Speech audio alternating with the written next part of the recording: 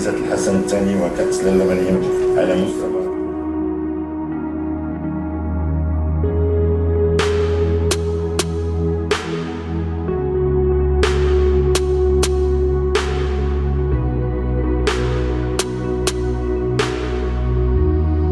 Qu'attendez-vous de participation? Économique aussi, le Maroc est devenu une destination économique extrêmement importante. No, para mí siempre es un gusto venir y defender un título, es una cosa que debemos hacer todos los jugadores, no defender el título que ganamos el año anterior, y espero que en este 50 aniversario de Santos Cebas San Segundo tenga la oportunidad de estar en el fin de semana con la oportunidad de ganarlo otra vez. Alors vous savez, 50 ans c'est beaucoup, c'est un demi-siècle. Ça veut dire que depuis 1971, sur instruction de feu Sa Majesté Hassan II, le golf a pris une place de plus en plus importante, alors qu'en 1971 il n'était pas très connu. Aujourd'hui, c'est un sport olympique qui se joue dans le monde entier et nous sommes fiers d'avoir des golf un peu partout dans le monde et surtout sur le plan touristique. Vous avez à peu près 14 golfs à Marrakech, dont les 3/4 drainent des touristes du monde entier pour venir voir d'abord le pays et la qualité de nos parcours. Et en même temps, on a développé le golf chez les jeunes. Aujourd'hui, on a des jeunes qui se jouent dans le monde entier, donc surtout des femmes qui sont olympiques, ils ont joué les Jeux olympiques 2 fois de suite. Ça veut dire que la Fédération royale marocaine fait des efforts pour intégrer tous les jeunes de toutes les régions, comme le dit Israël presque à ce sport. Et ceux qui sont doués, on les prend.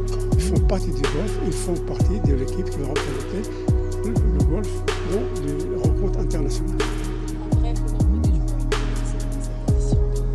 Le nombre de membres, d'adhérents, près 9000 membres.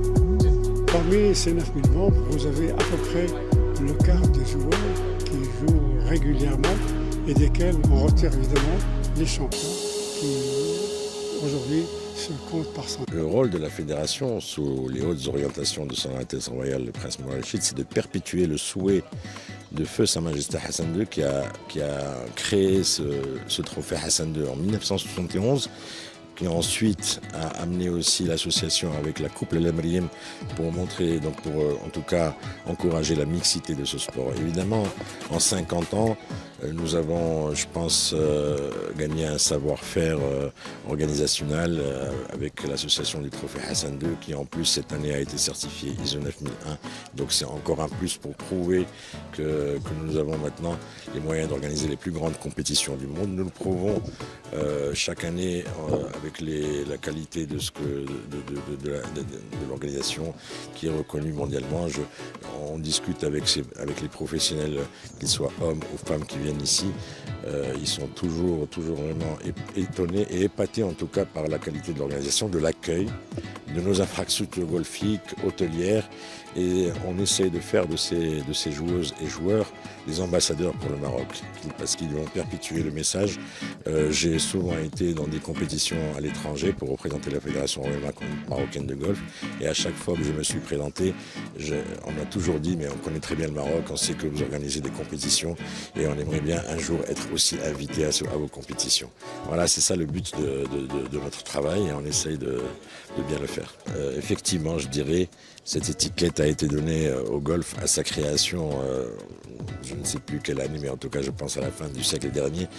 Et aujourd'hui, dans le monde entier, toutes les fédérations, toutes les nations essaient de trouver des solutions pour démocratiser, en tout cas montrer que ce sport n'est pas réservé pour les élites, que c'est un réel sport, qui est un véritable sport. Vous n'avez qu'à voir aujourd'hui les grands circuits où vous voyez des joueurs comme Tiger Woods, comme Scheffler, c'est des gens qui travaillent énormément pour arriver à des niveaux, pour pouvoir gagner des grandes compétitions. Le Maroc, c'est pareil.